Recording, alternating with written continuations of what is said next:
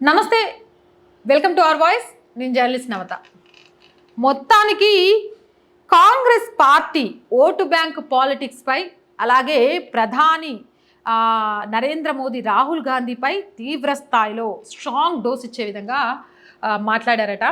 ఈ మధ్యకాలంలో ప్రధాని మోదీ కూడా ఎప్పుడు చాలా శాంతియుతంగా విమర్శించడాన్ని కూడా ఒక పద్ధతి ప్రకారం వెళ్ళే ఆయన రాజకీయ సీటు బ్యాంకు కోసం కాంగ్రెస్ చేస్తున్న విధి విధానాలను చూసి స్ట్రాంగ్ వార్నింగ్లు ఇవ్వడం స్టార్ట్ చేశాడట. దానికి సంబంధించిన ఆర్టికల్స్ని మీ ముందుంచే ప్రయత్నం చేస్తాం. కాంగ్రెస్ పార్టీ చేస్తున్న ఓటు బ్యాంకు పాలిటిక్స్పై ప్రధాని నరేంద్ర మోదీ నిప్పులు చెరిగారు. ఎన్నికల ప్రచారం సందర్భంగా కర్ణాటకకు వెళ్లిన ప్రధాని మోడీ కాంగ్రెస్ పార్టీపై తీవ్ర ఆరోపణలు గుప్పించారు. ఈ సందర్భంగా ఆయన మాట్లాడుతూ కాంగ్రెస్ పార్టీ ఓటు బ్యాంకు రాజకీయాల్లో ఒక స్థాయిని దాటిపోయిందన్నారు. గత కొన్ని రోజుల క్రితం నేహా అనే విద్యార్థిని కొందరు ప్రీ ప్లాన్ గా హత్య చేసిన సంగతి తెలిసిందే. కానీ నేహాకు ఇంతవరకు న్యాయం లభించలేదు. కారణం ఓటు బ్యాంకు రాజకీయాలు. నేహా తండ్రి కాంగ్రెస్ పార్టీ నాయకుడైనప్పటికీ తన కూతురు విషయంలో న్యాయం చేయమని పోలీస్ స్టేషన్ల వెంట తిరగాల్సి వస్తోంది. ఇది అతి దారుణమైన విషయం. ఇలాంటి పార్టీలకు ఓటిస్తే రేపు మన బ్రతుకులను కూడా కాంగ్రెస్ పార్టీ చింద్రం చేస్తుంది అంటూ కాంగ్రెస్ పార్టీ ఓటు బ్యాంకు రాజకీయాలపై ప్రధాని మోదీ నిప్పులు చెరిగారు. ఇది అందరూ ఒప్పుకోవాల్సిన వాస్తవం. అతి దారుణంగా ఒక ఆడపిల్లను చంపేస్తే అది చాలా ఈజీగా ఏదో క్యాంపస్లో జరిగిన విషయాలు, అది అసలు లవ్ జిహాదే కాదు. అసలు ఏమంటారు, ఆ చావుకి ఆ అమ్మాయి ప్రాణాలకు విలువలేదు అన్నట్టుగా వ్యవహరించారు. అది సొంత పార్టీలోని కార్పొరేటర్ కూతురు అయితేనే. ఇక ఇలాంటి వాళ్ళకు ఓటేసి గెలిపించుకుంటే ఒక సాధారణ అమ్మాయి మీద ఇలాంటివి ఏదైనా జరిగితే స్పందిస్తారా?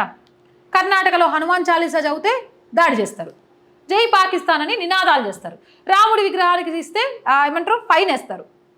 ఇలాంటి వాళ్ళు ఒక మతాన్ని మైనారిటీ రిజర్వేషన్ ఉన్న ముస్లింలను తీసుకొచ్చి బీసీలో చేర్చి ఓబీసీ రిజర్వేషన్ ఇస్తా అంటారు. ఇలాంటి వాళ్ళను ఓటేసి గెలిపించుకుంటే రేపు ఏం జరుగుతుంది అమ్మో ఊహించుకోవడానికే భయంకరంగా ఉంది. కాబట్టి ఆలోచించి ఓటేయండి అని నరేంద్ర మోదీ చాలా గట్టిగా చెప్పారు. అంతేకాదు పనిలో పనిగా మరొక సభలో రాహుల్ గాంధీ కూడా స్ట్రాంగ్ డోస్ ఇచ్చారట. అది కూడా చదువుతా చూడండి. రాహుల్ గాంధీ మళ్ళీ నోరెత్తకుండా సమాధానం చెప్పారు నరేంద్ర మోదీ. ఏ విషయంలో అంటే ఎన్నికల ప్రచారంలో భాగంగా రాహుల్ గాంధీ మాట్లాడుతూ భారతదేశాన్ని పాలించిన రాజులు మహారాజులు ఈ దేశాన్ని నాశనం చేశారు, ఈ దేశ భూములను స్వాధీనం చేసుకున్నారు అంటూ పిచ్చి కూతలు కూశారు. అందుకు కౌంటర్గా ప్రధాని నరేంద్ర మోదీ మాట్లాడుతూ ఈ దేశాన్ని నాశనం చేసింది రాజులు మహారాజులు కాదు, సుల్తానులు నిజాములు మొఘలులు. పచ్చగా ఉన్న ఈ దేశంలో వీరు చిచ్చు పెట్టారు, అనేక అరాచకాలు సృష్టించారు, అనేక దమనకాండలు సాగించారు.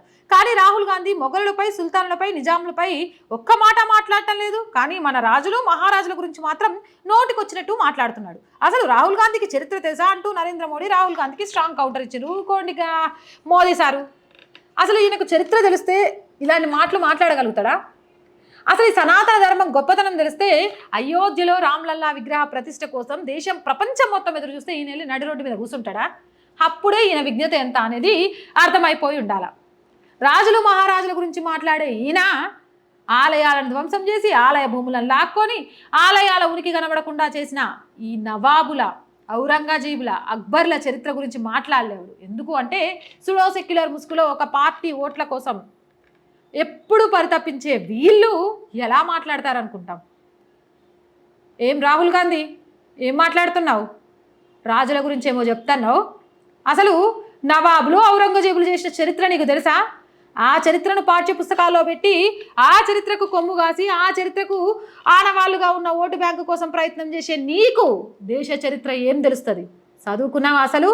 దేశ చరిత్ర గురించి తెలుసుకో అన్నట్టుగా గట్టి వార్నింగ్ ఇచ్చిందట మోదీ సార్. ఏదేమైనా కానీ ఎక్కడ నెగ్గాలో ఎక్కడ తగ్గాలో ఎక్కడ ఎవరికి కౌంటర్ ఇచ్చి మళ్ళీ సమాధానం రాకుండా నోరు మూయించాలో మోదీకి మాత్రమే తెలుసు అంటున్నారు నెటిజన్లు. మరి మీరేమంటారు? కామెంట్ సెక్షన్లో పెట్టేయండి. మోర్ వీడియోస్ కోసం మన ఛానల్ వెంటనే సబ్స్క్రైబ్ చేయండి. వీడియో నచ్చిందా లైక్ చేయండి, షేర్ చేయండి అండ్ ఛానల్ని సబ్స్క్రైబ్ చేసుకోవడం మర్చిపోకండి.